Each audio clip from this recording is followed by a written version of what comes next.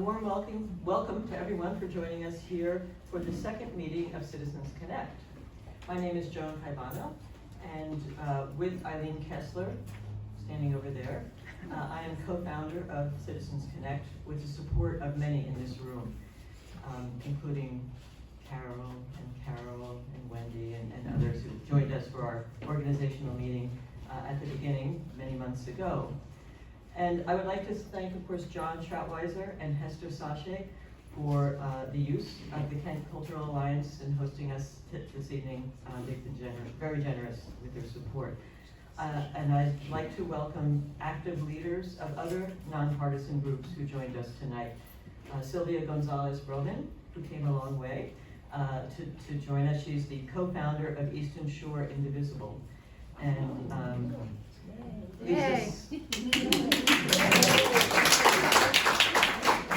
And Lisa Sasser, who is a leader of Rock Hall Women for Democracy. Dr. Bill Trainer, who has started another nonpartisan group in the area, centered around Rock Hall and other environments. We all join together in this effort because we share a common love of our democracy, as well as increasing alarm at the fraying of so many democratic institutions. We formed Citizens Connect as a way to harness the power of the people, of you, our neighbors and friends. We come together not as Democrats or Republicans or independents, but as citizens with shared interests and shared values. We come together for the practical purpose of learning more about the facts surrounding government policies on issues that affect Kent County, to provide a space to share and listen to each other's stories about how we are threatened or harmed by misguided policies, and to search for common ground in crafting new policies and encouraging our political leaders to adopt them. After the horrendous killing last week of a young political activist and influencer, Charlie Kirk, and before that, the brutal murder of Michigan Representative Melissa Portman and her husband Mark, we are even more keenly aware of the mortal threat of political division to our society. Such extreme polarization is often not caused by differences over policy, but rather it is triggered by emotions, like mistrust and hatred of the other. We know we can't solve polarization until we work to understand the people we may not agree with. Former DC police officer Michael Fanone, who himself was nearly beaten to death by the January 6th rioters, released a blunt statement after Charlie Kirk's assassination that says it best. And I quote, "I am not going to sugarcoat it. I have nothing but contempt for Charlie Kirk's politics. I don't grieve for his ideas, and I won't sanitize what he represented. But here's the thing. Violence has no place in American politics. None. Violence is not politics. Once you decide that your enemy isn't just wrong, but expendable, you don't control where that leads. The truth is, we're running out of safe places for disagreement. Universities, state houses, even the Capitol itself, each one has been marked by the threat of blood. Democracy doesn't survive in that environment. Free speech doesn't survive. We don't survive." Unquote. This situation makes clear the relevance of tonight's conversation. We hope to learn new ways to communicate with those with whom we disagree, with more sensitivity, and to better understand the causes of our social and political divides and how to do something to repair them. Now I'd like to introduce our friend and colleague in arms, Wendy Cronin, who was instrumental in bringing Anthony Flaccavento, our speaker tonight, to Chestertown. Wendy?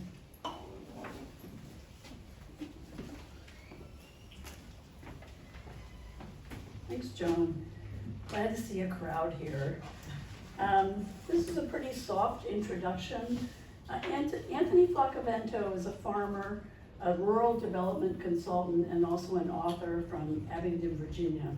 I lived in Abingdon, Virginia in the early 1980s, I guess, where I was good friends with a woman who now is named Laurel Flaccavento. I took off for Nepal from there, And Laurel stored my things, which was supposed to be for a year, but somehow morphed into 5 years. So thank you, Laurel, for that. She married Anthony Flaccavento, and I heard about him because he was involved in politics. He ran for Congress from the 9th District in Southwest Virginia, which is known as the Fighting Ninth. It's known as that because it seems to sway one way in politics, and then it seems like after 20 or 30 years, it sways the other way in politics and goes back and forth. It's a pretty interesting place and beautiful place to live. And a year ago, out of the blue, I got an email from Laurel saying, "Hey Wendy, how are you doing? What have you been up to? Where do you live?" So we kind of got back in touch, Laurel and I. And then 8 months ago, I took a class at Washington College called Crossing the Great Divide by David Simison. And I took it and other people took it because we felt like we'd lost the ability to be able to talk with each other, with people that maybe had different backgrounds, different ideas, different thoughts. It seemed that we needed help with that. And it turned out Eileen and Joan were both in that class, and that's where I met them, and they were already formulating ideas that turned into CitizensConnect. And then 7 months ago, Anthony was the keynote speaker on a Zoom about rural politics that was shown through the Democratic Committee here. Some of you may even have seen it. So 6 months ago, I went back to Abingdon to visit them on their farm and to learn a lot more about what Anthony was doing. And it turns out that they would be traveling up the East Coast just about now. So I got back and got in touch with Joan and Eileen, and I said, you know, maybe we could get him to do a talk of some sort. And it turned out that they've been following him online. So these are all the convergences that I'm talking about. So it's my pleasure, my great pleasure, to introduce Anthony Flaccavento, Executive Director of the Rural Urban Bridge Initiative. Anthony's conviction is that our economy and our politics are for working folks and everyday people. And he's here to give us tools to build bridges and get back to talking to each other to promote just that idea. Anthony.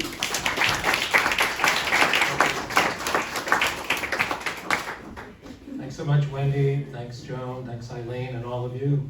This is great. I love the packed crowd. I couldn't help but notice that even though it's so tight, the seating went so much more smoothly and quickly than it does on Delta.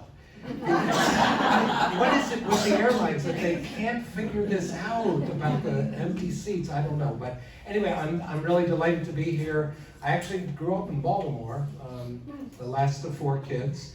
I moved away when I was 18 after I finished high school, and except for visits, I've never been back to live. But I always loved coming back to the general area of the eastern shore of Baltimore. I know Baltimore is very different from here. So what we're going to do tonight is we're going to move through a set of slides that try to get kind of a quick but deep dive into what I say, how I put it is, how we got into this mess of a divide across city and country, red and blue, working class, professional class, all of those things. This is a short version of a much longer training that we do at the Rural Urban Bridge, but I think you'll get a sense. Then we'll stop. At that point, it'll be about somewhere between 18 and 20 minutes, thereabouts, and we'll have a conversation. And then I'm gonna, after a little bit of that, I'm gonna resume the slide deck and talk about what we have found to be effective strategies to do something about it. Okay, does that sound all right? Yes. Okay, cool, here we go. And let me say too, that I don't know the politics of the people in the room. My politics are sort of, I consider myself to be a rural progressive, but I will tell you that most of this is about people on the left, broadly speaking. Democrats, liberals, progressives. I don't talk much about Donald Trump. I don't talk much about Tucker Carlson or Sean Hannity or the many voices that I think have contributed to the decline of civility and the problems in our country, because this is really focused on where do we fit into this picture. So don't take offense, but there will be some challenges you might feel. On the eve of the 2016 election, just a month before, Chuck Schumer said, he was asked about the lack of a Democratic presence in places like rural western PA, and he said, for every blue-collar Democrat we lose in western Pennsylvania, we'll pick up 2 moderate Republicans in the suburbs of Philadelphia. And you can repeat that in Ohio and Illinois and Wisconsin. Well, he was wrong about that. But more importantly, what happens when a prominent spokesperson for the party of the working class dismisses the working class as nothing more than interchangeable votes for moderate in the suburbs? Well, this is what happens. This 2024 represented the culmination of a trend that's been underway at some level for 30 years, intensely for the last 15. The red arrows show the state's movement towards Donald Trump and Republicans more broadly, but Trump specifically. What you'll notice is that every state in the country except Washington State moved towards Donald Trump. Strongly blue states moved towards Donald Trump. States that were already red moved towards Donald Trump. Purple states, like all of the so-called battleground states, moved towards Donald Trump. Daily Yonder, which does a terrific job of reporting rural news and doing rural-based analysis, looked at the breakdown by population density. And each of these clusters of 3 bars represents population density, with big cities on the left moving to rural and small town on the right. The key bar to look at, oh, I've got a thing here, is the little kind of peach colored bar at the end. This is, again, the percentage movement in the 2024 election towards Donald Trump. And what's interesting is that while rural and small towns continued to move towards Trump, the biggest movement was actually in big cities and their suburbs. Now, those big cities and suburbs are still overwhelmingly blue, but that shows that the phenomenon is not strictly a rural or small town phenomenon. It's also the case that oftentimes on the left, I've sort of got filters for it, as do many of my colleagues at RUBI. I say RUBI for the Rural Urban Bridge Initiative, okay, because that will save us a total of 11 and a half minutes. But what we see is how often we on our side, the complex thinkers, the highly educated, are also very capable of simplistic analysis. And one of it is basically to blame Trump, now we are in the middle of going on a decade of Trump, on racist white dudes, on white people who just don't get it, who are old school, or homophobic, racist, and that is definitely a part of it. That is definitely a part of it. However, again, when you look here, the groups between 2012 and 2024, just a little more than a decade, when you look at who actually, let me go back there, where the movement was particularly intense, Black voters, 19 points towards Trump. Hispanic, 29 points. Asian voters, 17. If you isolate working class voters of color, which the no degree is kind of a proxy for working class, this is the bottom here. Black, Hispanic, and other people of color without a degree, working class voters, 37-point movement towards Donald Trump over the last 12 years. In short, Democrats in 2024 made gains with 2 groups of people, the college educated and upper middle class and wealthy people. That essentially has become our base. Now, Indivisible, which somebody was here from Indivisible? Great, great. Again, I'm going to have some criticism of Indivisible, even though I'm a big fan.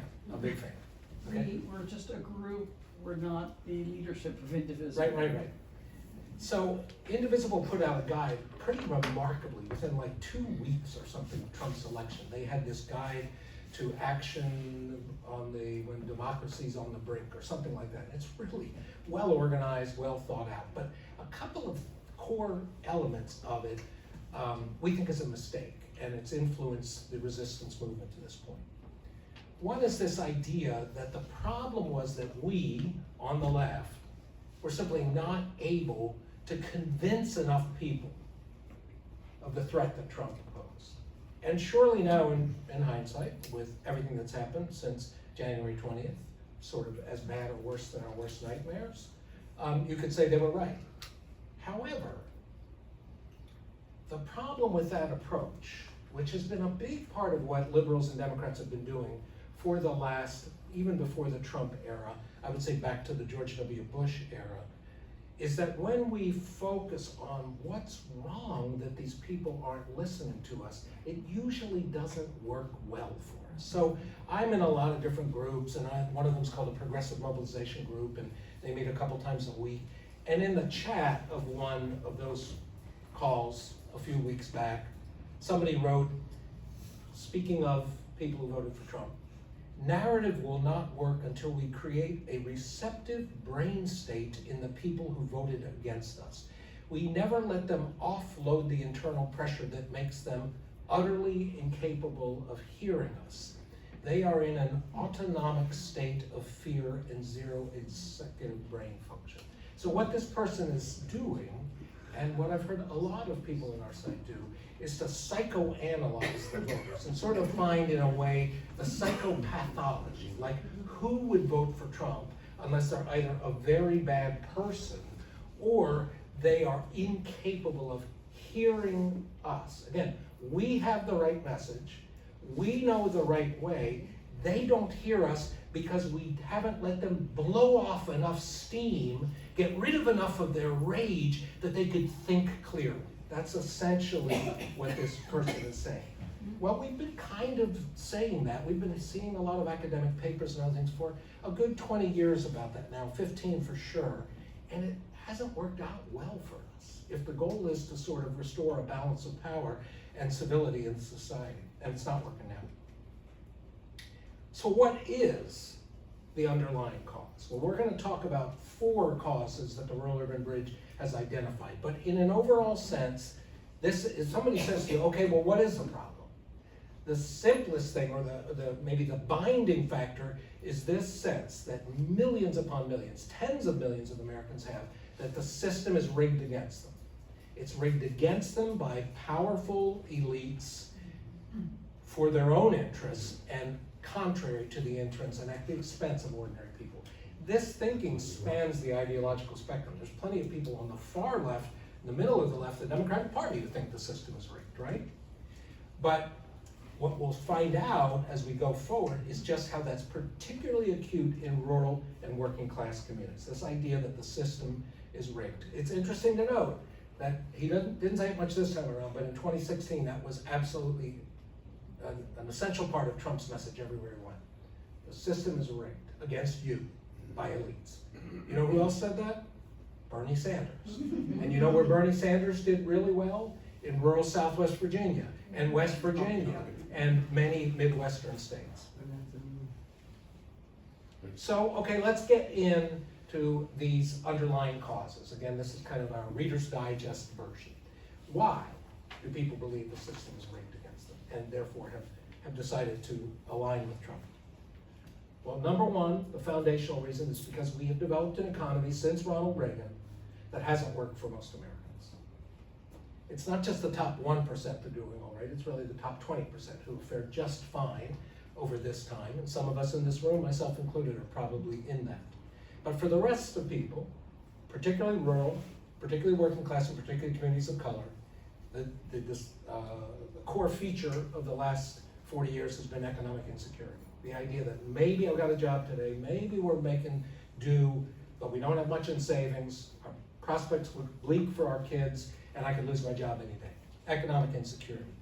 And that economic insecurity has come from this concentration of wealth.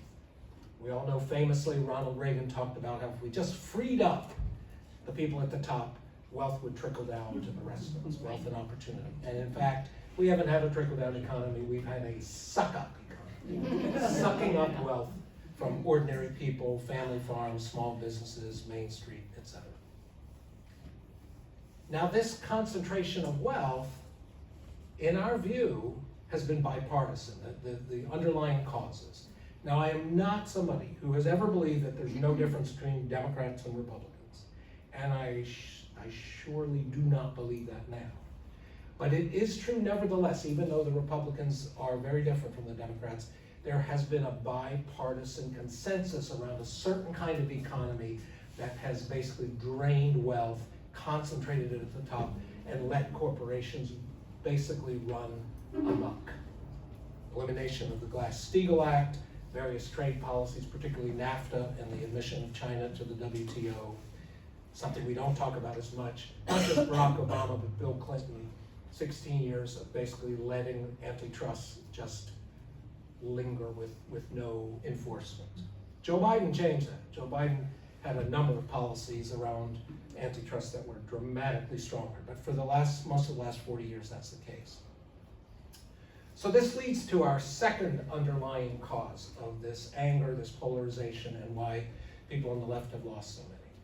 This reality, it's not an emotional state, it's not people being misled by Fox News, the reality of tens of millions of Americans and thousands of communities being hollowed out, having wealth sucked out, having jobs either offshored or eliminated by other forces, has led to this anti-elitism, which is the second underlying cause, an extremely strong sense of anti-elites. Now again, that crosses the spectrum. Left and right, there's plenty of people who don't like elites. The difference is that the right has been masterful in persuading rural and working class people to define elites in a particular way. Sure, it includes a few plutocrats and some rich people, but mostly it's the highly educated, it's urban and suburban, it's academics, it's bureaucrats, it's people like us as the elites, all right? Kathy Kramer, who was one of the founders of RUBI, wrote a brilliant book called The Politics of Resentment.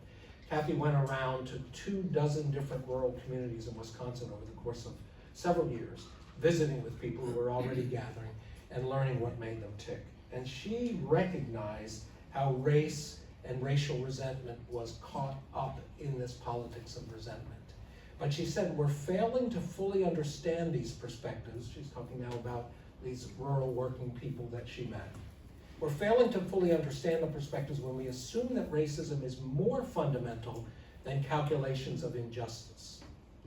The way these folks described the world to me, their basic concern was that people like them in places like theirs were overlooked and disrespected. So in other words, and this was a mostly white crowd, Wisconsin, rural Wisconsin, mostly white, whatever racism was latent in those folks, and probably latent in all of us, was tapped and exacerbated by the fact that these folks also felt like they'd been getting screwed for a generation or two and nobody seemed to give a damn. And that's brought out, they were intertwined. This anti-elitism, another really important thing, it encompasses the whole question of expertise. And I've heard just scores and scores of my friends, my liberal friends, say, why don't these people listen to the experts? Why don't they trust them? They're the experts. Well, there's a lot of reasons behind that. Again, Fox News certainly plays a role. But part of it, the rational part, includes the fact that the experts aren't always right. So when Bill Clinton signed NAFTA into law, he publicly said, this law will create 1 million net new jobs within 5 years. And it sure did not. It didn't do that nationally, but in the rural and working class communities, it had precisely the opposite impact. So here you have the president and the Secretary of the Treasury saying it's going to create a whole bunch of jobs, and what is people's experience? Exactly the opposite. Or what about the vaccine resistance question? So this gal, Gwen Johnson, she lives not far from where Lori and I live. She's in the mountains of eastern Kentucky, probably 2 to 3 hours from where we are in Southwest Virginia. Gwen was part of a program, I don't know her personally, but she was part of a program called Hands Across the Hills, which was connecting Appalachian people to folks in the Northeast. And the video that I saw was a conversation between Gwen and a fellow from Massachusetts. They'd become close, they'd become good friends. And at one point, this is 2021, 2022, he said to her, Gwen, I just don't understand it. Why aren't people in eastern Kentucky getting vaccinated? And the first word out of her mouth was OxyContin. We were told that OxyContin was perfectly safe and not addictive. The doctors and pharmacists told us this, and the government regulators said it was okay. So again, I'm not trying to say experts, that we don't need expertise. What I'm saying is that a lot of these things that we on the left tend to think are emotional and irrational actually have plenty of grounding in real world experience. The third underlying cause is just a general negativity about the government. Now this has been part of the American psyche for a while. Imagine this now. In 1966 or 67, a national survey determined that 3/4 of Americans thought the federal government did the right thing all or most of the time. Can you imagine that? Now it's somewhere in the low 20s of people who believe that. Well, in the countryside, it's way lower than that. So where does this come from? Why? Well, particularly around the environment and more recently health.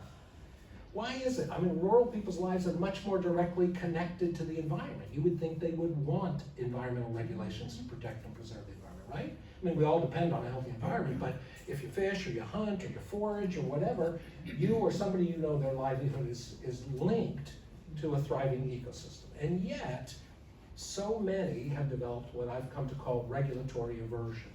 The idea that regulations are either unnecessary, they're always kind of intrusive, government intrusion, and they don't help the little guy. So again, what are some of the underlying rational reasons for these thoughts? Well, here's one good example.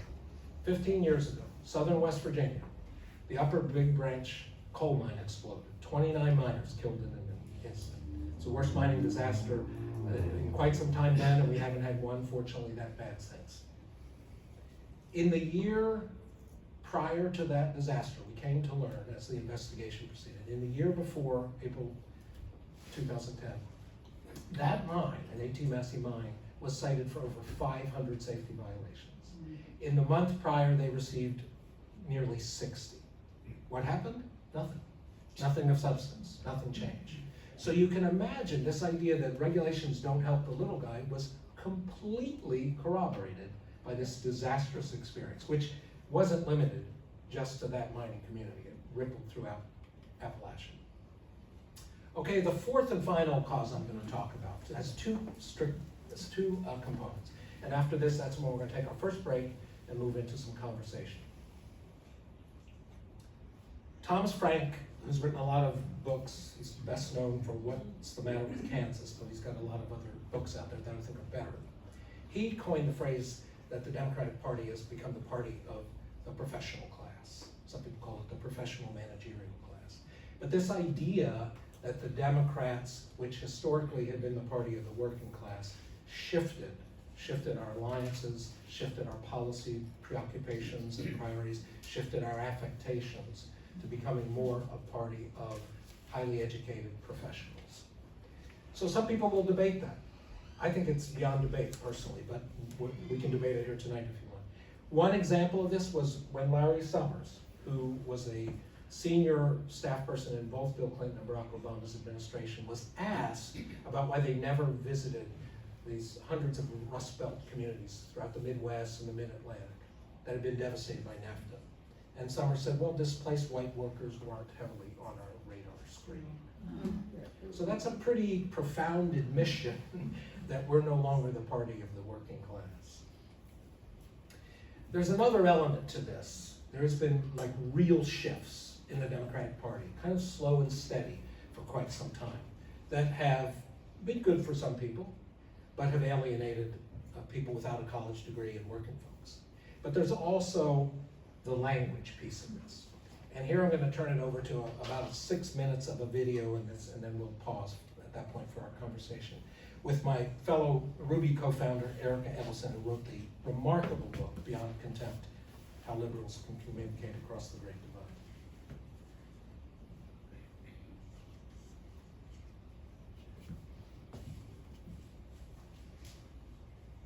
Hi, I'm Erica Edelson, and I am here to talk about effective communication. Y'all hear How that? we on the left can do a better job communicating across lines of difference. Anthony's talked about how for the past 40 years or so, Democrats and liberals have become more oriented toward the interests of highly educated urban professionals. And what I'm gonna do in this segment is talk about how that elitist orientation shows up in the way that liberals talk about working class people and about rural America. Flyover country, or as the Washington Post calls it, the country's dank backwaters. What I see happening is that sometimes liberals talk down to people who don't share the same outlook. They tend to lecture and scold and act like they know it all, and anyone who disagrees or even has questions is an ill-informed fool or a bigot. And sometimes it goes beyond smugness and self-righteousness to outright ridicule, demonization. And by the way, when I say they, I mean we, myself included. I've been as much a part of the problem as anyone. But I didn't want to say we, because there might be some of y'all watching this who haven't contributed to the problem. I'm going to show you a few examples of what I'm talking about, starting with a Taylor Swift music video.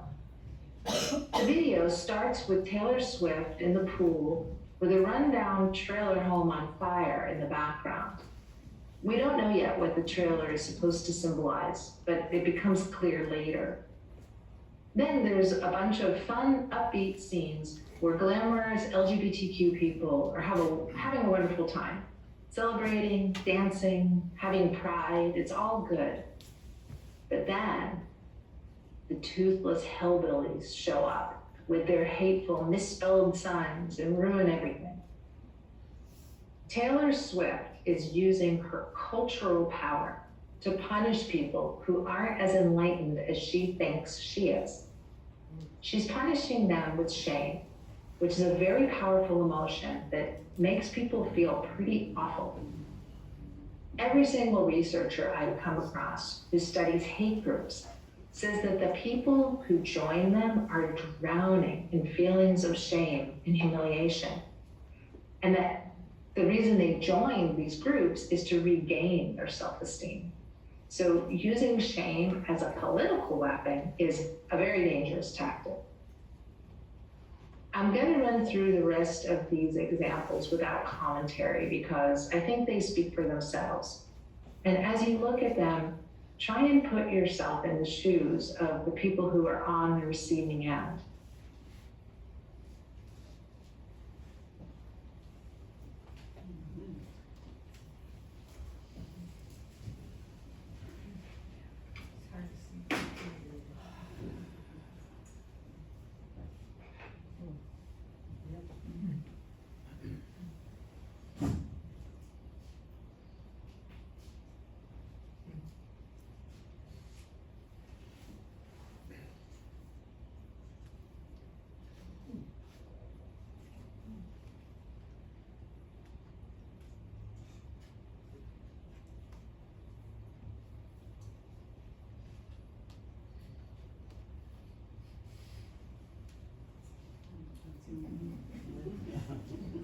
What happens when people are treated with this kind of contempt is they feel shame and anger, and they get defensive. Being verbally attacked triggers the same fight or flight reflex in the mind that being physically attacked does. The brain becomes preoccupied with protecting the person from getting hurt, and higher level regions of the brain responsible for empathy and logic and reasoning shut down so that no learning is possible. The chance of someone changing their mind when they're in a defensive fight or flight state of mind is pretty much zero. This is what defensive looks like. Trump knows this. What humiliation entrepreneurs like Trump are really good at is, this is a key part of Trump's cult of personality. There was an article in The Atlantic about blue-collar Trump supporters, and the reporter interviewed an Ohio steelworker who was the president of his local union, who said that he found Trump's insults exhilarating. because they were a kind of revenge. And then he said, it's a mirror of the way they see us. You'll notice in this picture that Jack is protesting a lockout at his factory. And this brings up another very big problem I see with the habit of treating people with disdain. Very often it's class-based. It's punching down at working people, some of whom tend to be more culturally conservative, but can still be progressive on bread and butter issues. But when the media gets in the habit of casting them as deplorables, this can become an excuse for not meeting their material needs and not caring when they lose their jobs or their farms or their healthcare. Okay, I'm gonna stop there, and there's a little more to Erica's video, but I wanna get to the discussion. So at this point, what I hope you'll do is just questions or comments around kind of these underlying causes, how do we get into this mess? Because most of the balance of what I'll share with you is more about things we can try to do differently that seem to work. So we won't talk now about what can we do about it. We'll talk about that in a minute. So let me open it up and just contributed to that time bomb that went off. for sure. And I'm just saying, like, I feel right now a sense of like, is it too late to do anything about this? Like, I mean, your talk is obviously like well researched and makes a lot of sense to me and everything. But have things changed now? Are you gonna have to rewrite your talk? Well, I think that depends on what happens next. I don't think that as bad as the last week has been, not only the murder of Kirk, but the responses to it. I mean, there have been some very good responses as well, including bad. but there's plenty of bad ones. And it's a mobilizing thing, right? Yeah. So I guess the short answer It feels is like another January 6th is coming. That's how it it could well be. It could well be.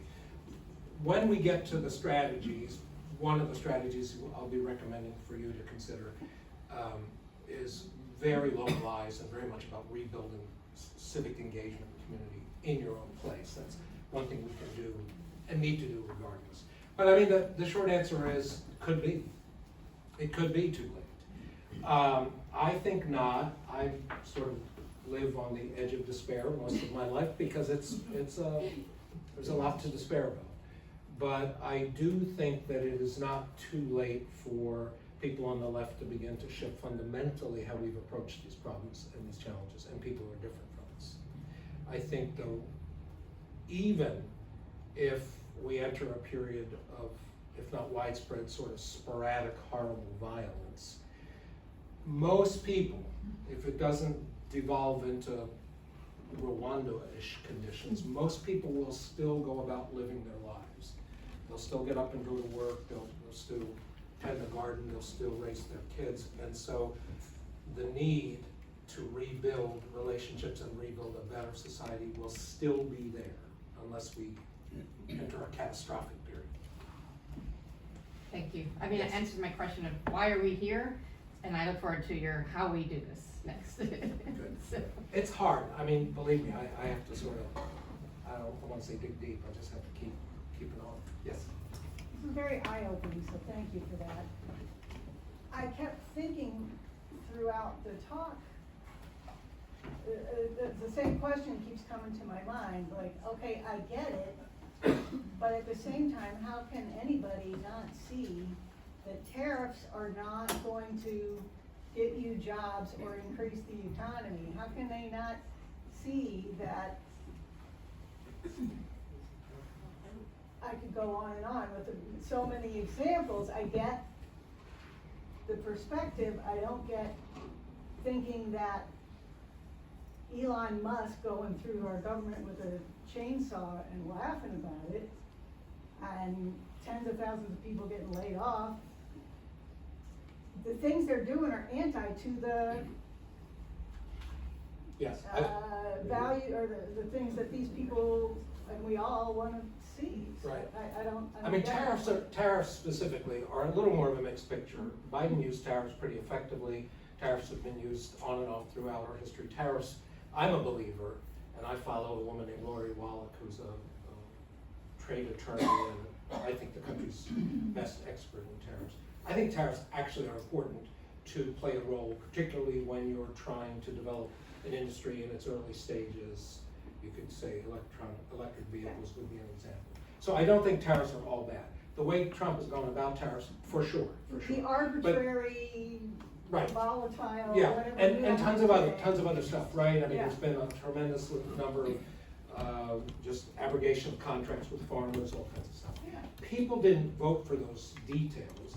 They voted for a guy that they thought was the one guy that could take a system that has not been working for decades, a system that's made their life worse, if at least not better, and could tear it down and start anew. That's what Trump represented to him. Both his persona, the sort of combination of the successful businessman and the tough guy, but they also, that's what they were voting for. Now, what's happening, and we'll talk about this in the second half as one of our opportunities, is that Trump has been losing support among rural and working class people. Not at the rate you might want, but he has lost a significant amount of support. And for some, Biden specifically was like a regular, he's Scranton Joe, he's a regular guy, he doesn't talk that way, he doesn't talk like an elitist. He generally speaking didn't talk down to anybody much, occasionally, but not much.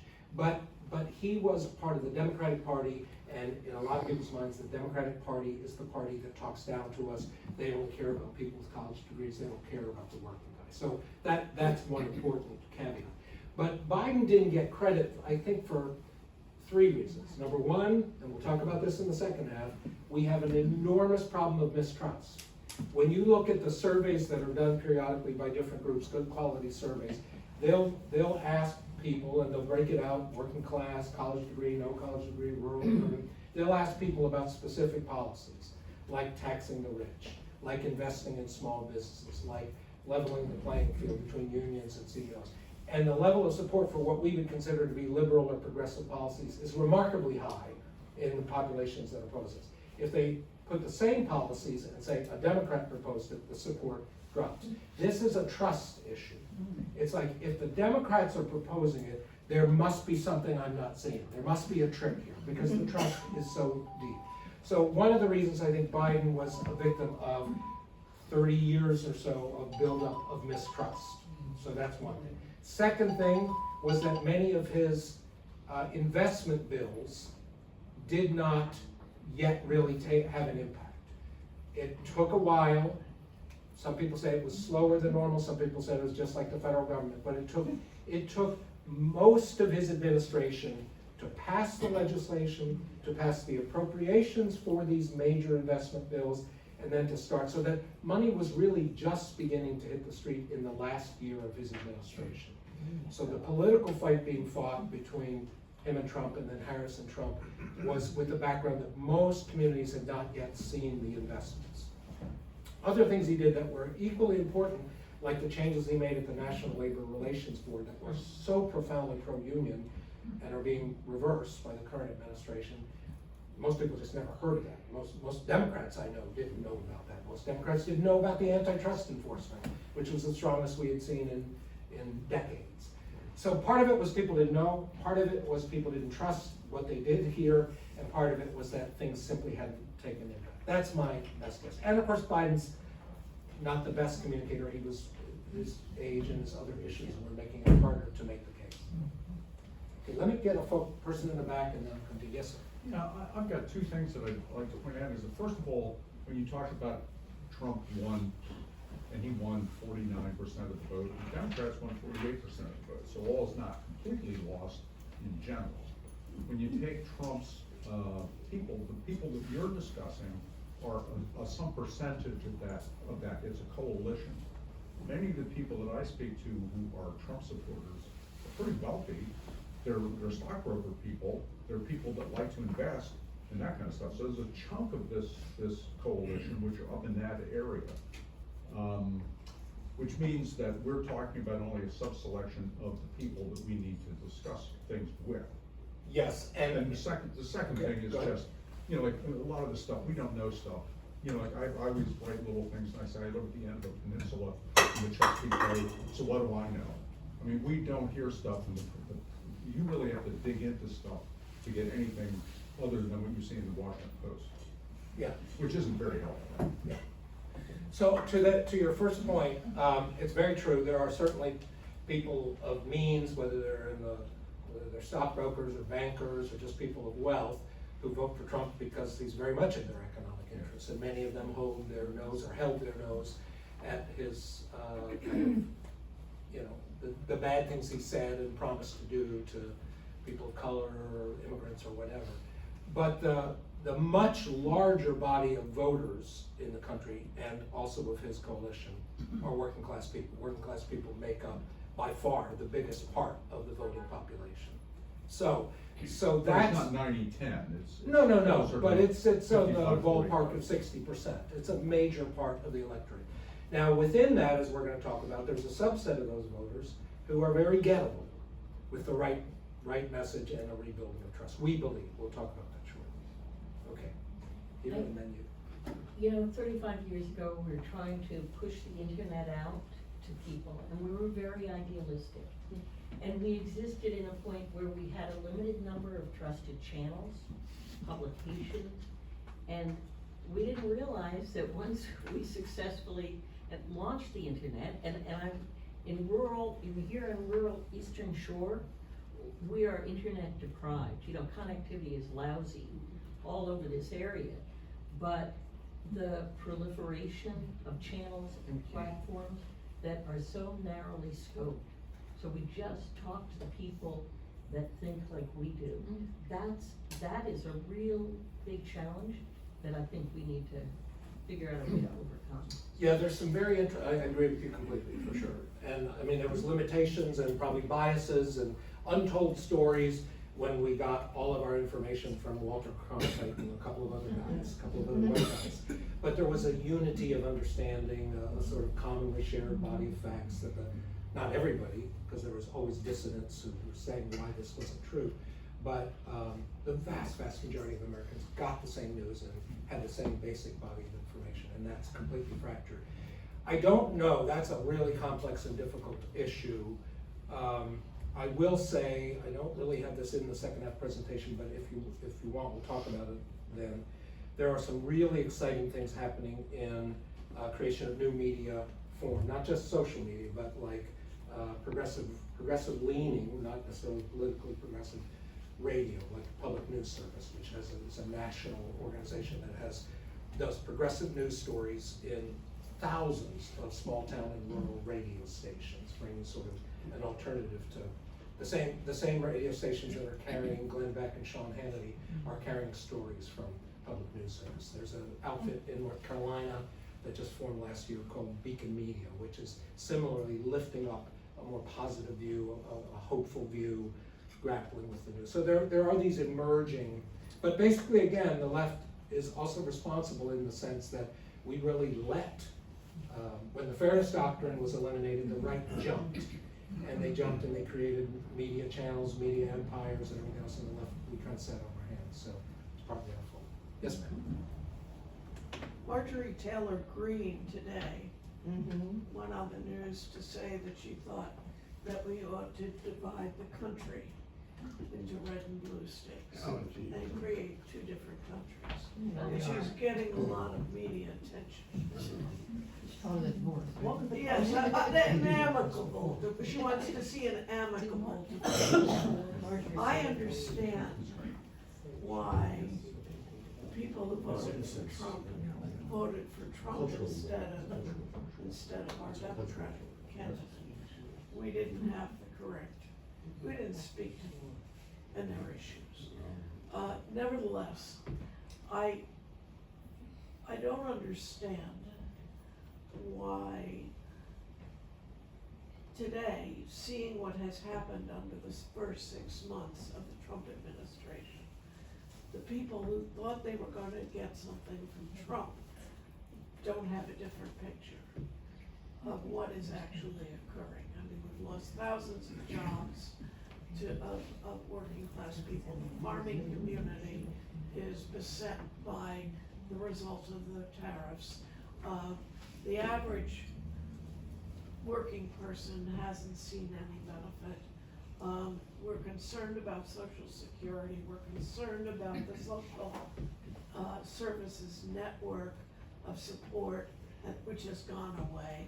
Right. And we're seeing our allies across the world find issues with the approach that the Trump administration has taken. Right. I understand also that one of the things we haven't done, speaking as a member of the older generation, we haven't done a good job of communicating with the younger generation. And the younger generation is finding their news on different channels than we may rely on. Yeah. So All pretty much social media, TikTok. the or whatever. question is, why would people continue to support a Trump administration that has reportedly benefited in the billions of dollars, Right. while the rest of the nation has seen continual declines in their economic circumstances? So they are seeing that, a lot of people are. Again, we'll talk about this as a sort of segue to what we can do differently. But when you look at the polling around Trump, whether it's his general approval or whether it's the approval and disapproval of specific areas, tariffs, high inflation and high prices, the economy broadly, even immigration, he is underwater, as the political class says now. He has a net negative rating. He started when he entered office with roughly a 54% positive rating overall. It was much higher in rural and working class places. His net approval now, it depends on the day, it's sort of stuck in the low 40s, 40 to 42%. He has a higher disapproval rating. And when you look at specific issues, particularly the bread and butter issues, anything to do with prices, jobs, any of that, he's way underwater. He's much so I think this is an important lesson. Don't think that nobody is changing their mind. People are. The issue is, where do they go? Where do they go politically if they decided that Trump lied to them? And that's, again, what we're gonna really talk about in a second. But I think I that's keep what referring she's to- saying, it's so different this time, because it should be so glaringly obvious, it's not like little wonky details that you can disagree on. It's like right in your face, right? Yes, but it is happening. So millions of people are in the process of changing their view of him, right? I wouldn't counsel us to be patient with that, because I don't think there's time to be patient. But I think we have to understand the why, and the missing piece, which is an alternative vision and a clear platform for change. That's what people are looking for. And we've got all kinds of evidence to support that. That's not me saying. So, okay, how about 2 or 3 more, and then we will do the second half, and then have the rest of the time. Yes? I just think to what Mary Alice said before in terms of the news, we're listening to different news bubbles, or in different news bubbles, and there's an incredible amount of lying going. I mean, as a person on the left, it's hard to watch the lies that are being made on the right. And so I don't know how much people know. I don't know how much the news they're getting. Fox News doesn't report stuff that we hear in NPR. So I think that's a big issue. Yeah, for sure. And NPR doesn't report a lot of stuff that country radios, hometown newspapers, and NPR is infinitely more reliable than Fox, without a doubt. But it's also true that NPR and NPR listeners, we're in a bubble of our own as well. I wouldn't say it's as impenetrable as Fox is, but anyway, I get your point about that. The news information source is clearly a part of it. But even with that, whether it's Fox, whether it's Breitbart, whether it's Steve Bannon they follow, whether it's some of these bloggers that are really off the charts, even with all of that, a completely different view of what's happening, he's still losing support by the millions. Okay? Anthony? Yes. Could you call on this woman? Oh, Yes. geez, So, I'm a farmer, Yeah. and the first words basically I heard you say was, we're complex thinkers and highly educated. So that's the good. And so anybody else who's not highly educated is other or different. And you're saying that someone who can fix incredibly complicated machinery, drive a tractor trailer through the city, is not worthy of a complex thinker title? Oh, I'm not saying that. No, but you said we are, I wrote it right down, one of the first things you said is the left is complex thinkers and highly educated. Versus other people are not that. No, I'm not saying that That's at how all. I heard it. Okay, well, then I'm Okay? not saying that. So I don't know what you said then, as describing a certain group of people as complex thinkers and highly educated. Well, highly educated only in the sense of college education. Correct. I've said But that's a the million metrics. times in my life that education that farmers and fishermen, loggers, and small business owners and people like that have, who may not have ever gone to college, may not even have finished high school, you have to be educated, not just to fix farm equipment, which is really a big thing, but also to Why is that a understand. thing?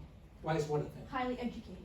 It's a thing because we have sorted ourselves by Right. education levels. Exactly. And by doing that, you have created permanent silos, a them and an us. And just because you go to college, because you had the means or you wanted to go, doesn't mean you couldn't have gone to college, or you wouldn't have done well in college if you had had the means or decided to go. You know, so I'm just saying you've automatically structured with your surveys and your everything by highly educated people versus non-educated people. And just doing that makes it us and them. I can see that, but And- this, Go ahead. now you finish No, your you go, you point. go. The data that I'm quoting here is trying to, the studies that have been done, which we don't do, we Yeah. quote other people's studies. What we're trying to create is a picture where people, here's my view in a nutshell. People who've been to college, who have degrees and advanced degrees, tend to live with each other, tend to marry amongst ourselves. Not always. No, of course not, tend, Yeah. okay? Yeah. And as do working folks tend to, with again, people crossing over. And in that, we adopt, and again, I will have slides about this, we adopt a certain arrogance that we have a depth of understanding that comes from the fact that we have pursued knowledge and information in a way that some other people have not. Correct. And that lends us this kind of, we think it gives us a place where judging other people, we don't try to do it, but it's sort of natural that we would because we are the people who understand things to a high degree. And I'm challenging that. Certain things to a high degree. Yes. Yes, of course, but my point is I'm characterizing some of the viewpoints that have contributed to the alienation. I'm not commending this way of thinking. I'm saying this is the way highly educated people are seen by a large percentage of working folks. They're seen as elites who look down on us working Because you folks. do. Yes, exactly.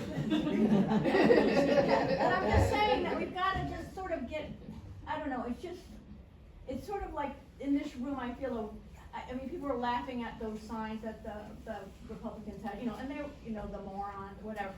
But, I mean, it's just like, because you don't know, I don't know, I mean, I just feel like they're not bad people.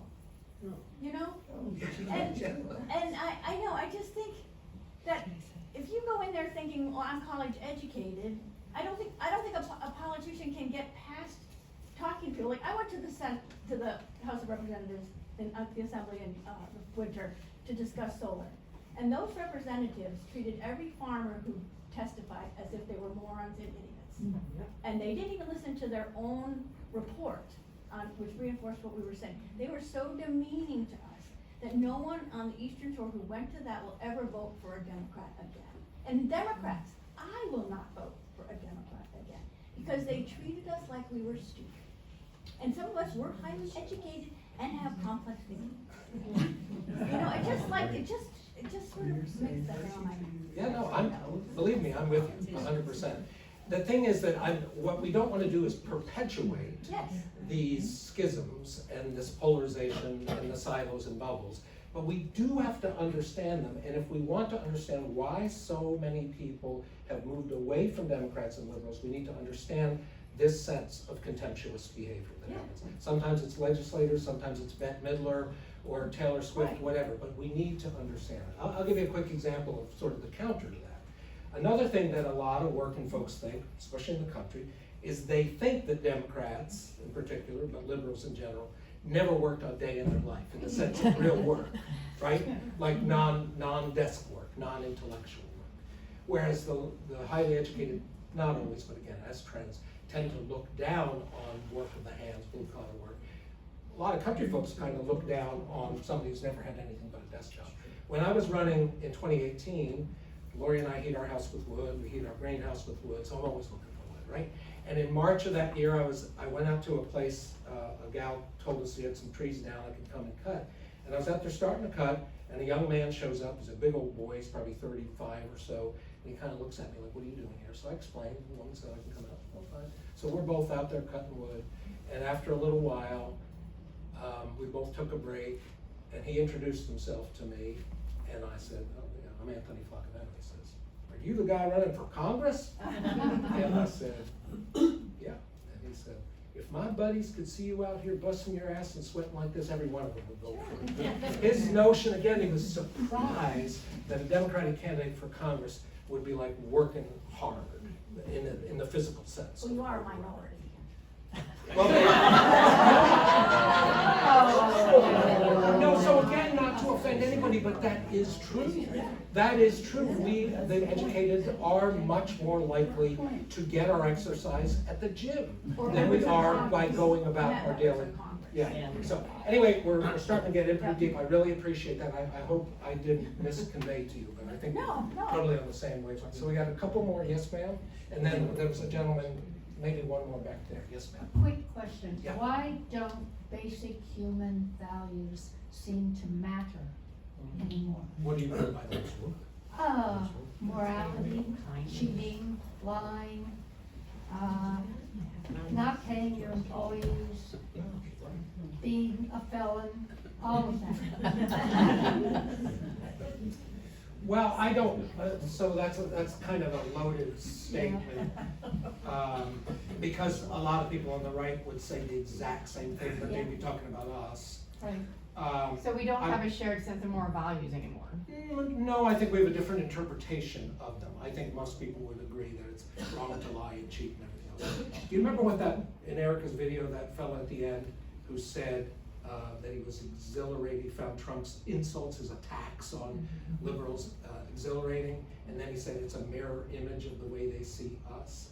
I think that's a lot of the slack, at least up until now, that Trump has gotten from people who are not themselves that way. Most of the people, you know, there's the phenomenon of the online and some people in real life who are really very nasty and very happy to be aggressive and mean and even violent, but the vast majority of people who vote for Trump are good, decent people in their everyday lives.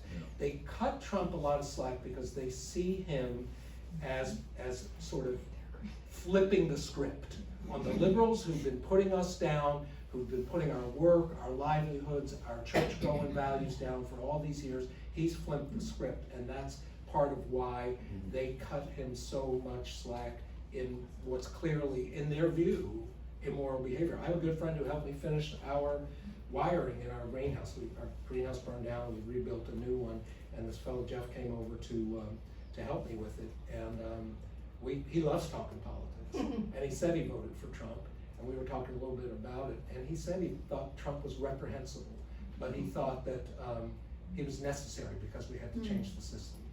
Okay, one more. Did you have your hand up, sir?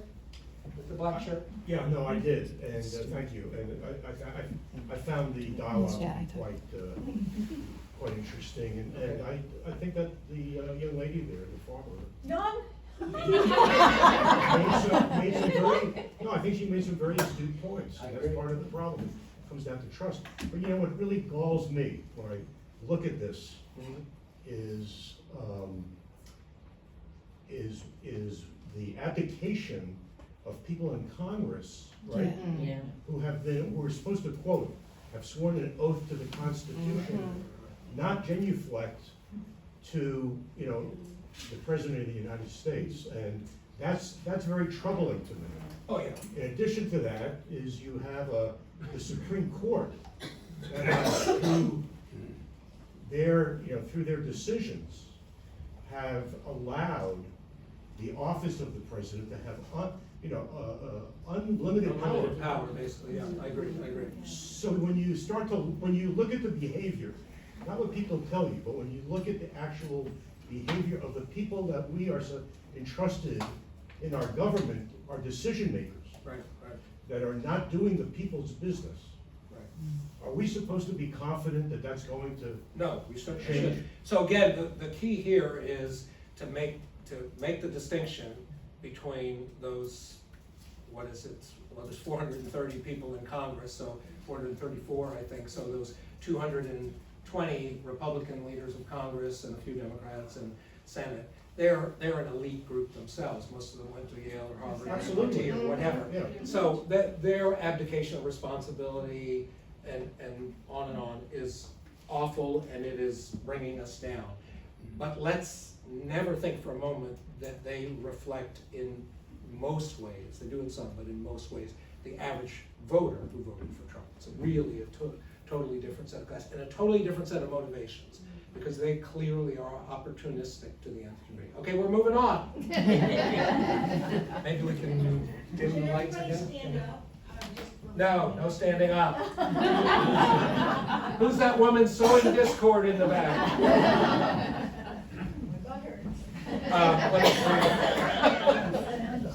So this is how, so I started the Rural Urban Bridge Initiative with Erica and a couple of other people 3.5 years ago, right?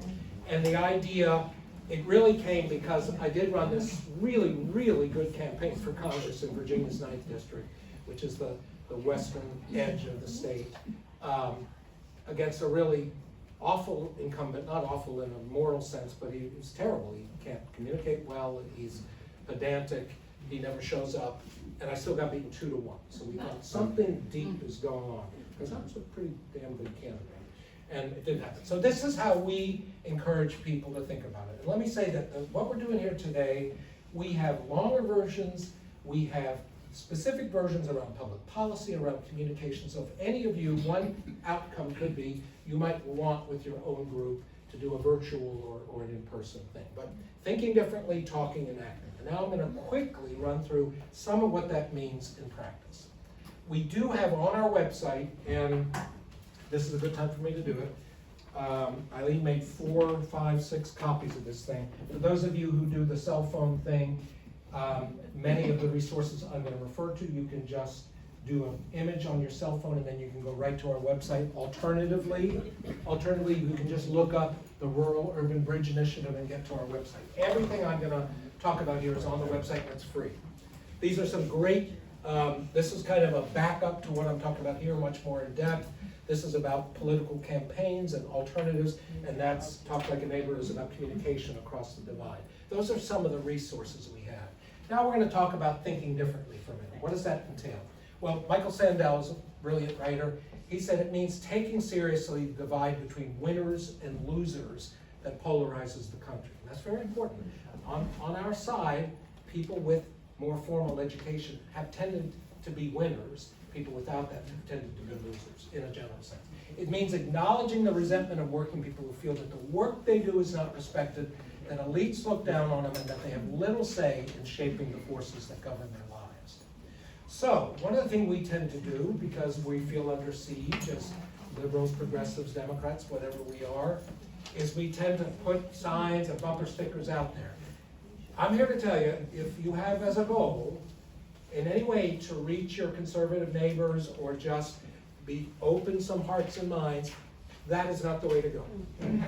That is seen as showing our moral superiority, and to some degree, with the science as real, our intellectual superiority. It may be true, and wouldn't it be lovely if everybody sort of agreed, but these kinds of public assertions essentially say, we get it, you don't, and we're better than you because we honor these values. It don't help. Now, are we smarter and better? Okay, here's this fellow, Musa Al-Gharbi. He's a great writer, and he's kind of an iconoclast. He cited in one of his recent op-eds a series of studies, there's been more than one, that looked at college grads from both the US and Europe, and found that the people who graduated from college viewed less educated people more unfavorably than any other group. While they, talking here about college educated Americans and Europeans, while they often express some shame for prejudice expressed against other groups, blacks, immigrants, whatever, they were unabashed in their bias against those less educated than themselves.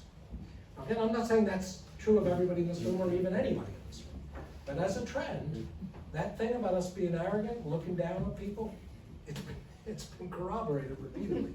Similarly, highly educated and cognitively sophisticated Americans are less likely to express racial prejudice, but we tend to be far more prejudicial than most others against those whose ideological views diverge from our own. In other words, we might be very open-minded and whatnot about racial issues, about gender issues, etc.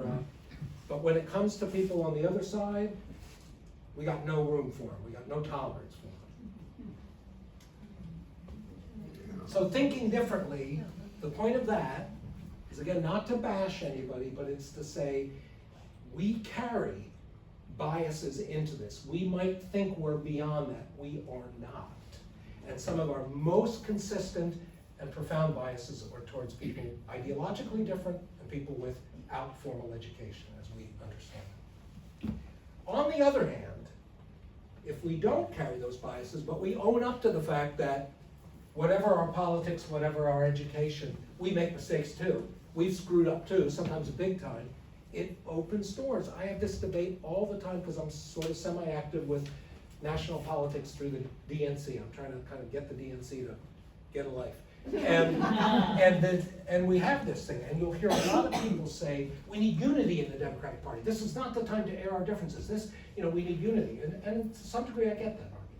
But the reality is, if we don't own up to the fact that we have made some mistakes that have made people's lives substantially worse, we will never open the door for people to reconsider their view.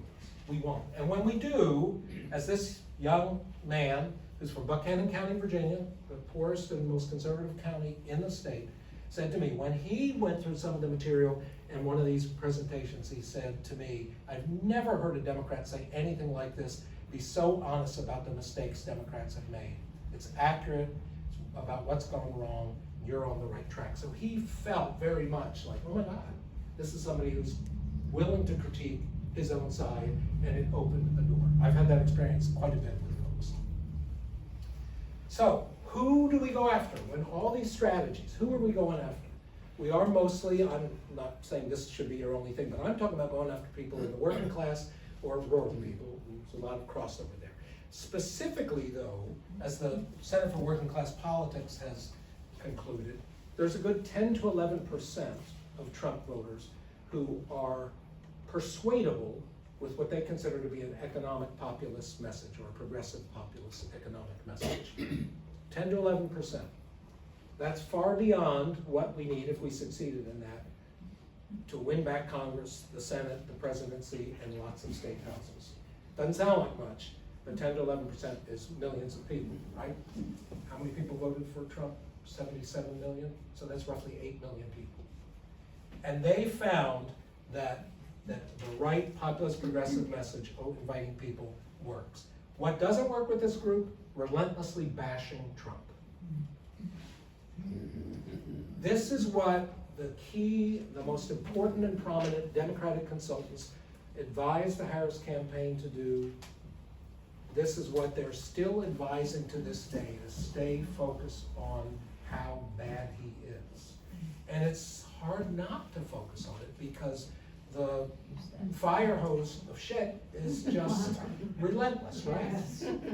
But it doesn't work. We know that these swing voters who ultimately went for Trump said that Democrats were too focused on fighting Trump.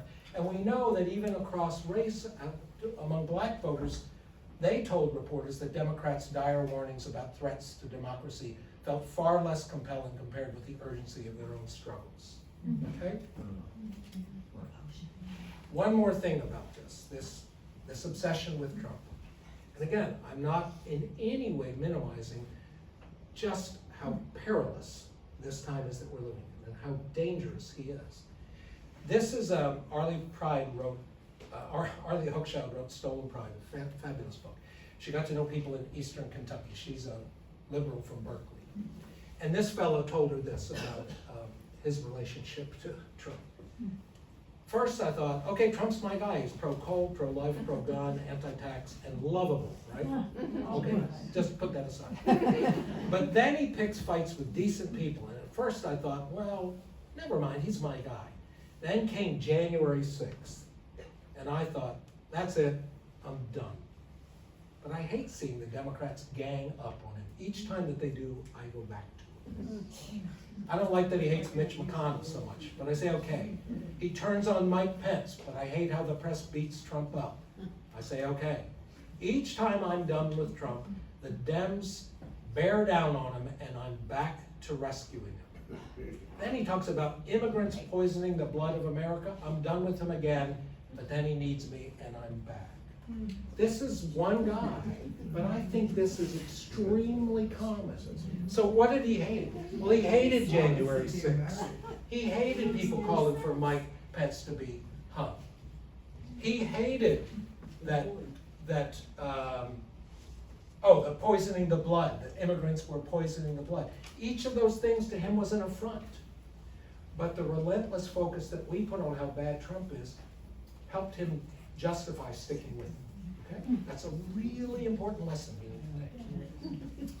So we need to reach beyond the choir. I'm going to skip over that just because we need to get on with the conversation. So my organization, the Rural Urban Bridge, with about 15 partners, some national, some regional, have launched this Beyond Resistance campaign. Again, I give great kudos to Resistance for turning out millions of people basically since January in all kinds of marches. They're going to be doing it again with the second No Kings. Great.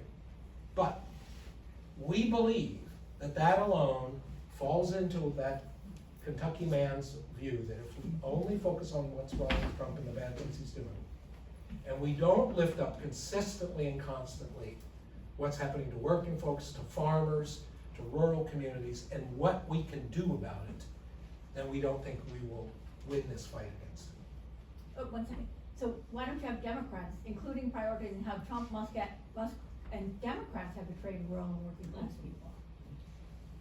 I mean, if we've got to admit that we've made mistakes, why aren't we going to admit it that we've made mistakes? We are. I mean, that's what my whole talk That has should be been part about. of, It's how the Democrats have been making That should be mistakes. part of the campaign. It is. Yeah. It is. Yeah. But then what's the answer to the question of what do you do about it? Okay, we're getting there. We're getting closer and closer. So we have been resisting, and our resistance has been, I think, an important thing, but it has been focused mostly on what we on the left consider to be the most vulnerable people in the vulnerable groups, and it's real. There are vulnerable people in vulnerable groups. It's also been focused on big things like oligarchy and kings and all of that. But in those protests that many of us probably participated in, and Lori and I have been to several in Southwest Virginia, you rarely see signs, you rarely see social media memes about what's happened to farmers. So I am saying that we on the left are missing talking about the harm being done to farmers. Not only farmers in so many ways, but folks struggling to make ends meet, coal miners, working folks, so many others that is happening. We are not lifting up their concerns. We are not doing it consistently enough that people might join these protests, because we need to beat Trump. We need more than college-educated liberals out there over and over. We need working folks to beat Trump.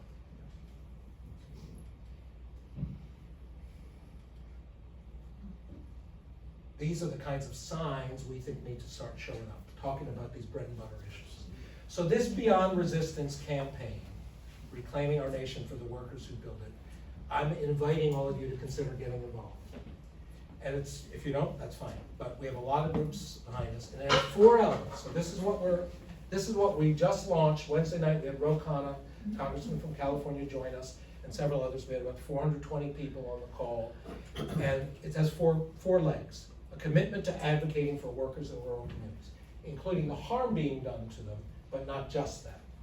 Promoting rural success stories. There's a lot of amazing things, even in these times, happening in rural places. They've been going on for 30, 40 years. Success stories in food and farming, in local economy, many things. We need to be lifting them up because people don't know about them. We need to put forward real solutions, policy platforms, visions, real solutions. We've got it. and we need to rebuild trust starting at the local level. Those are the 4 core elements. If you go to the website, you'll see it. And as Katrina vanden Heuvel's, one of the key people at The Nation, put it, cracks are starting to appear in Trump's base. Look at that. His approval among rural people has slumped from 59 to 40%. That's big. What hasn't happened during that time is Democrats gaining 1 point of positive. We haven't. The left hasn't, Democrats haven't. So she says, if only, Democrats might be able to drive a wedge, if only they can offer the vision that is needed. So that's what we're suggesting we do. And that vision is documented by multiple people who've looked into this, is a positive economic progressive vision. RUBI has written one thing of this. We did this and published it 2 years ago. It's called A Rural New Deal. We wrote it at the request of Progressive Democrats of America, PDA. They wrote it with us. We were kind of the lead authors. It's a far-reaching platform for revitalizing rural communities, economically, farm, forest, and fisheries, main streets, non-agricultural communities, housing, healthcare. It's all in there, and it's all based in policies that actually work, because it's not a pie-in-the-sky document. It was written by about 18 different people from across the country who worked with me to write it, all based on things that we know succeed. That's one of the policy platforms that we would like to be out there. It's not the only one. There's a fellow named Mike Lux, who's a colleague, who's working on, it's not public yet because it's not done, he's working on a contract for working families. That'll be another one. There's another organization called the Rural Democracy Initiative that's working on a Rural Action Prosperity Plan. My point is, there are well thought out, well-grounded policy platforms available to the left now, so that when we say Trump's bad, but we've been bad too, but we're gonna change our ways, this kind of policy will make your life better. This will create the kind of opportunity that you want, so you can live yourself in your own community. We have those solutions, but we're not putting them out there. And we're trying to get Ken Martin of the DNC to do it. We're trying to get state parties to do it. It has these 10 pillars. I don't have nearly enough time, but it's one of the platforms. And the Rural New Deal, I brought a few copies, but it's on our website. It only takes about 30 minutes to read. It's 20-some pages. Each of the platforms has detailed recommendations. Just in English or is it in Spanish? No, it's just in English. We probably need a Spanish version, but we've not done it. Thank you. We've had 2 state parties to adopt it as part of their state party platform. It'd be lovely to have Maryland state party platform put the Rural New Deal in. No way. I mean, Missouri and Indiana are like the beacons of progressiveness, so I think Maryland can pull it off. I can speak to that. So the other thing that we're doing through this campaign, we had this big launch event Wednesday night, is we're continuing events throughout the fall and winter. Right now we have about 14 or 15 on the books. We're working again with national partners. Some of these events are going to be virtual learning sessions about the Rural New Deal, about other policy platforms. Some will be local actions that people are taking. We're talking to some farmer union groups about maybe doing some right to repair rallies in favor so farmers can rid the sort of legal penalties for repairing their own equipment. All kinds of things are possible, but we have just begun and we love it. These are some of the things happening in September, just a few of them. There's postcarding. Joan Williams is doing a presentation, how the left can win back the working class. A lot of different things happening. And in October as well. This is just a tiny sample of what's going on. Oh, And we also, can you go back? oh sure. Again, this is all on our website. Thanks. We also have an action kit for things that are more individual. These other things are more things that groups and organizations are sponsoring, rallies, seminars, etc. This action kit has all different kinds of things, from social media memes to whatever else you might do individually. And I'm not going to get into that now. We can talk about it, but we have those resources about how to talk like a neighbor instead of like a bureaucrat or a politician. But the last thing I'll say, and then we'll stop, we'll have 30 minutes left, sorry I went on, is this thing about rebuilding trust. So RUBI works at this level of putting forward progressive public policy for working in rural people. We work at the level of educating our side about how we got into this mess, these kinds of things. But fundamentally, we've concluded that unless we start to rebuild trust, nothing else will really go very far. Because people who hate each other, who mistrust each other, it doesn't matter if you speak a little bit more respectfully, that's only a small piece of it. So we launched 2 years ago something we call Community Works. We started to see before Trump 2.0, we recognized that usually when Democrats show up or liberals show up in rural places, we show up in the protest mode. During the George W. years, it was Iraq war protests. Throughout, it's been, anti this and that. All necessary things, I'm not dissing that. But for our conservative neighbors who already wonder if we really are living on the same planet with them, when the only time they see us turn out in mass is to protest it, or protesting gun violence, or protesting immigrants in cages. Again, all worthy of doing, but if that's the only way they see us, it perpetuates the idea that we're completely different, we have nothing in common, and those liberals don't care a bit about people like me. Community Works flips the script. So what happens is that local Democratic committees, working with non-Democrats, start doing regular, concrete community action throughout their local community. Fixing roofs and houses, hosting parties for seniors, delivering firewood to people in the community, blood drives, packing food for the needy, on and on. All of it completely non-political. All of it done in collaboration with other local groups. Kiwanis, Rotary, Lions Club, the Methodist Church, the Baptists, et cetera, et cetera.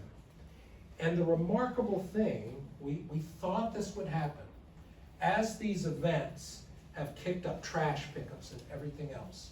What we've, with so far in Virginia and Georgia, our first two states, we've done over 400 of these events at the local level, and had, actually it's now about 225 community partners, some of them the same one each time, but others different. And what's happening is that the local Democratic committees in some of these places that are deeply red are really getting energized. They're getting new volunteers, they're getting people who've given up on the party or on politics, they're getting some young people. This, in Page County, Virginia, they talked about tripling their Democratic and volunteer base. It's actually now more like a fourfold increase.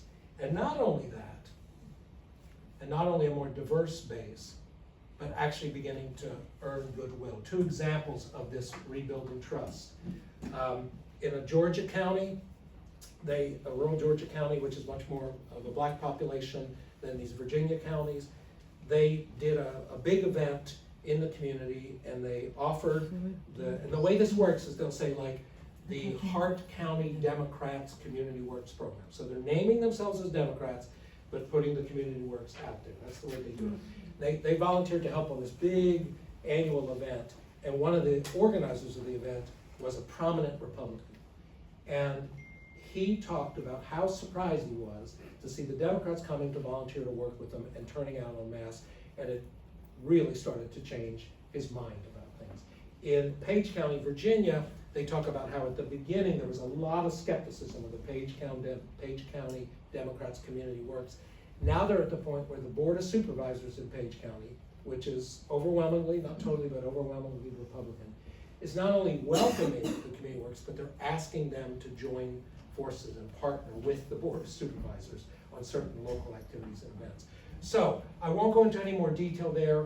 There's one county in Virginia that is in Maryland that has just started a Community Works chapter. It's Garrett County.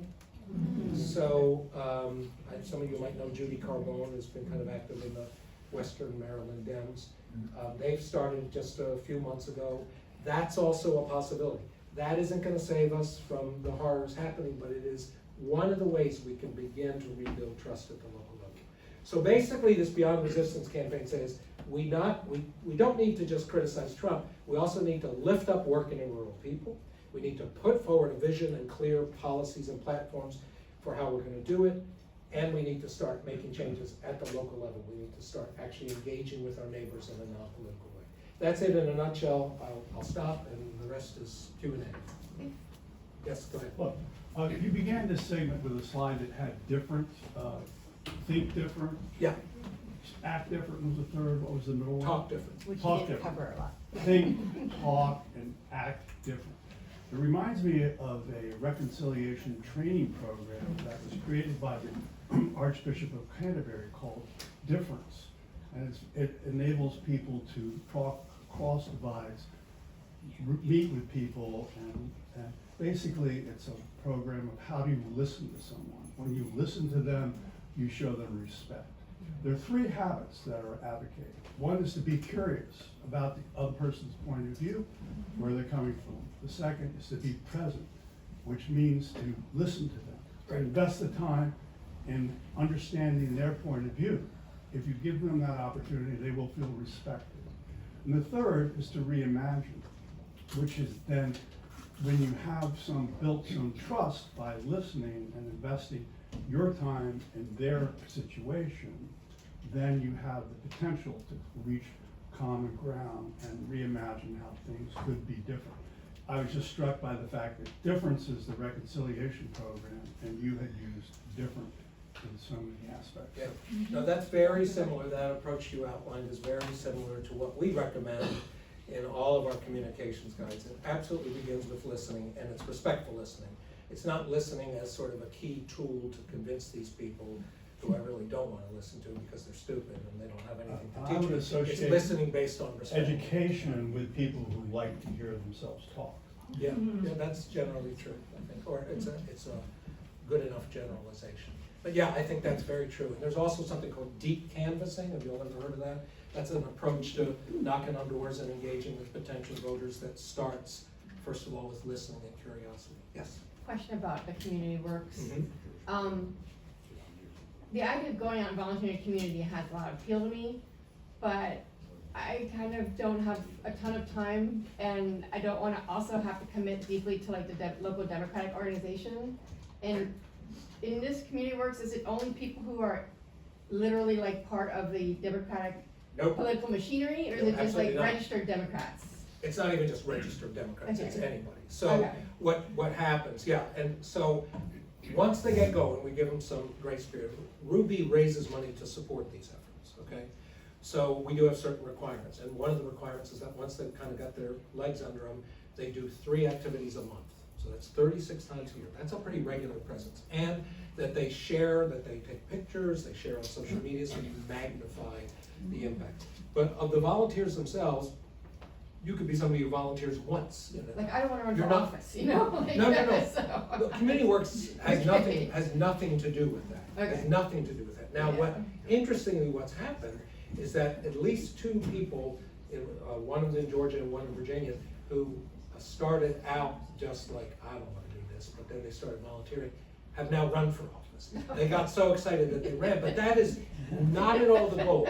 The goal is building trust. Yeah. So the commitment you would make if you decide to do it, somebody has to start the chapter. I don't know whether it's, gonna be Kent County or Talbot County or whatever. But we support you and resource you in that.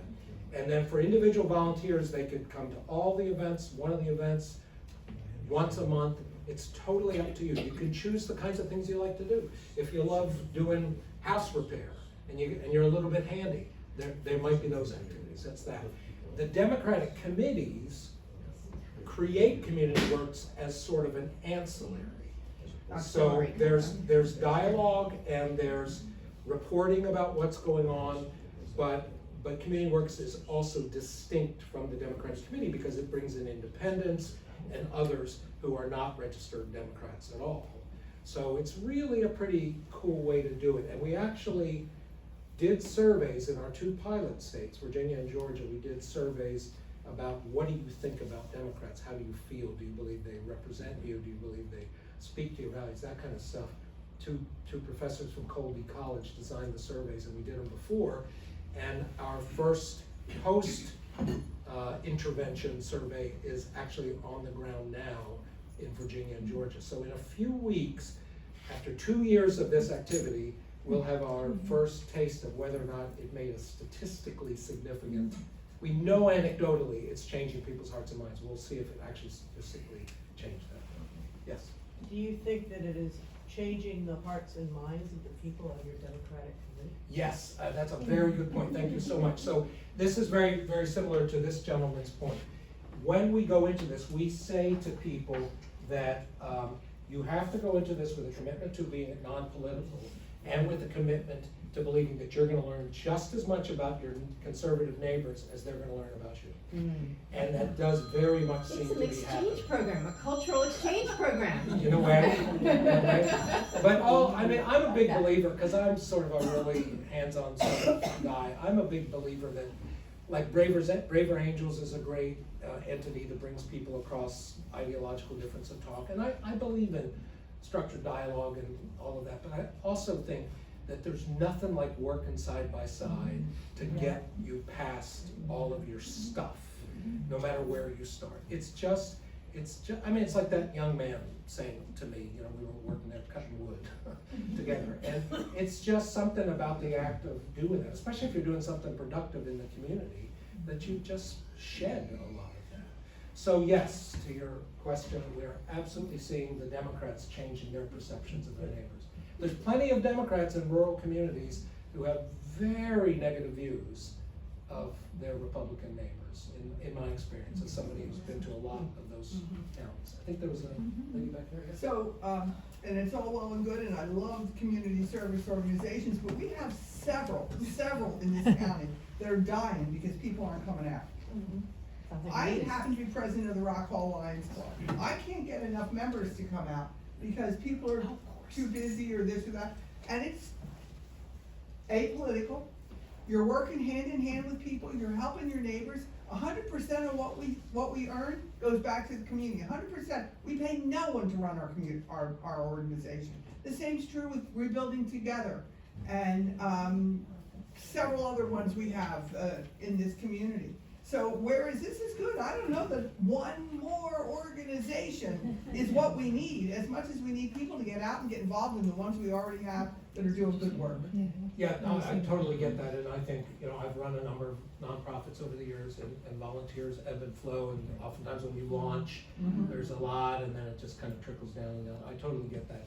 The two things about here. One is that most of the activities are the community works volunteers offering to help existing community service organizations, whether they're civic groups like Kiwanis, whether they're an independent network, whether it's a church-based, they're offering their labor and sometimes a little bit of resources if you have to buy some things to that. So it's less of a new kind of group competing for volunteers than it is a newly mobilized set of people who are available to help with some of those activities. That's not 100% true, because sometimes the Democrat Community Works does their own initiative and tries to get other people, but generally that's true. But the biggest fundamental difference is that there's a complete political motivation with this. Even though the work itself is non-political, there is a political motivation, which is we have to rebuild trust across this ideological divide, and we think this is a way to do it. So I completely agree with you. I would not be out there just recommending that people start new nonprofits or new organizations that do community service. But we have this goal that if Democrats started doing this en masse around the country, and Ken Martin knows about this, and he says it's a great thing. We just haven't seen anything concrete. But if we started doing, right now we have about 11 or 12 chapters in 6 states. We only started 2 years ago just with 4 chapters in the 2 states. Now we're up to 11 or 12. If we had 500 chapters across 12 or 20 states, we might actually begin to start turning this mistrust around. So there's very much that we do value the community service itself that happens, the cleanups, the housing repairs, but our real motivation isn't that. It's to change our own hearts and our neighbors' hearts. But if you do it under the aegis of some other organization, how do you get to the selfish goal of them Get knowing credit? that you're Democrats? Yeah, so 2 things, that's a really interesting question. And when we started, we didn't know quite how to do it, and all of the pilot counties, first it was just Virginia, then we added Georgia, all of the pilot counties were like, should we say we're Democrats and should we not? And someone like, I could never say I'm a Democrat, I could never admit that publicly in this county. So what we did was we gave, and we give them a certain amount of flexibility about how much they lift up the big D Democrat. Some jump into that pretty quickly, others are more like low key. But at some point we say to them, you need to start identifying yourself as the such and such county Democrat community works, you need to. Then the other thing that happens is they end up like on radio ads, on flyers, side by side with Farm Bureau or with the Methodist Church, because they're all together doing this event. And so they become a fixture, they become a presence. And in most of these small towns and rural counties, people know who the Democrats are because there's not that many, right? And so even if they're not out there, they're not allowed to wear like campaign literature for a candidate or blue paraphernalia. But people know they're Democrats. They know that they're part of the Scott County Democratic Community Works Group. But that sort of fades into the background a little bit. But then it just seems to be prominent enough that people are like, maybe the Democrats aren't so bad. Don't they do it with t-shirts? Like They do Community Works t-shirts, and then the Community Works really boldly says the Community Works in the county, and then in smaller print it'll say a project of the Democratic Committee or something like that, yeah. I think you had a comment? Are you going to run again? And I hope you do. But then we won't have him as our That woman who's speaking up in the back? She has said that there's two reasons she'll divorce me. One is if I open the Italian restaurant I've always wanted to open, and the other is if I run again. No, I'm not gonna run again, and really the 9th District of Virginia still is not winnable. My two runs in 2012 and 2018, I didn't break 40% on either of them, and my two totals were head and shoulders above what anybody else has done since our Democratic Congressman Flaccavento lost. So it's not winnable, like a lot of parts of the country. But the work that I'm doing here, I believe, will eventually make places like the 9th District of Virginia, the Eastern Shore of Maryland, much more competitive for Democrats, simply because we do rebuild trust, we do understand why people have left us, we change our priorities and our policies, and people will see that. So I'm working sort of along with we're almost at time. Any other questions or comments? Again, all of this is available on the website. We have a resource page. Let me just mention this. If that thing went around, you want to take a picture. The resource page has all the publications, the communications. I talk very little about communications, but we do a lot on that. The Rural New Deal, we have a Rural New Deal users guide that really helps you figure out what to do with it. And then we have an events page, which includes the Beyond Resistance, if you want to think about getting involved in that. Yes. Okay, the thought that occurs to me is here we are in a very blue state that looks down on the Eastern Shore, and it really doesn't matter whether you're a Democrat or a Republican on the Eastern Shore. You are looked down on by the very blue elite government of Maryland. So, I mean, I don't know where that takes you in your thought processes, what you do in that case. How do you push this kind of idea of working on a neighborly basis into elite strongholds? Well, I would say there's two possibilities. One is, again, you could join us, and sounds like that's all I'm asking you to do, but we launched an effort right after the election loss with some of the same groups that joined us in Beyond Resistance and some others, to try to get the incoming DNC chair and the new DNC officers, everybody know what the DNC is, Democratic National Committee, to completely reinvent the party from the bottom up. We sent a letter that we developed with our partners that basically said they should do that. They should listen to local people, especially the people in the counties that Democrats have been losing, local leaders, Democratic leaders and others. They should prioritize rural and working class people in terms of public policy, and they should get their donors to stop spending so much money on races that are safe and expensive TV commercials, and instead invest in local Democrats. We are still pushing that agenda with Ken Martin and the DNC. I like Ken Martin.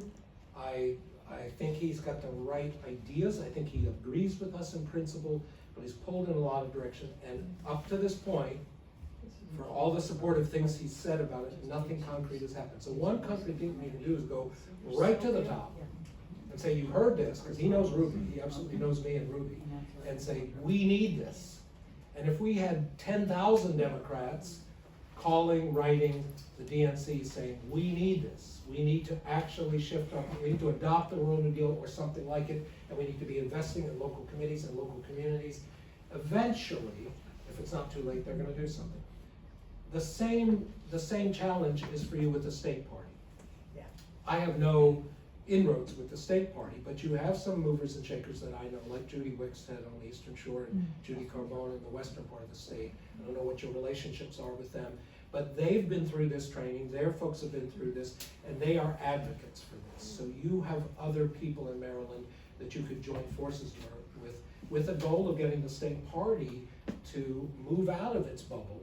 I mean, the elitism of the state party, both whether they're the party officers or the staff of the state party, or whether it's the electeds, comes from the fact that they have this calculus, which is you do this to win, and those communities, those people, I'm sorry, they're hopeless, so this is where we concentrate the resources we have, and we've got to get them out of that mentality.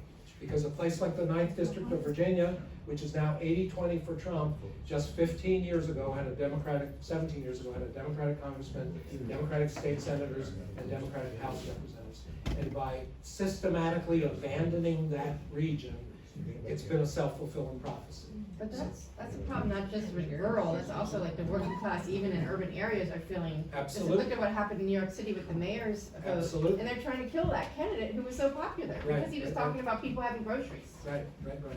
You know? Yeah, that's why I kind of use it. I mean, rural is very different, obviously, from people working in a factory in the city or as a But the plumber in the sentiment is city. the same, like, we're talking about their The own belief struggle. system is very similar, the frustrations and grievances are very similar. So I think we're like, I feel an energy for wine and snacks. So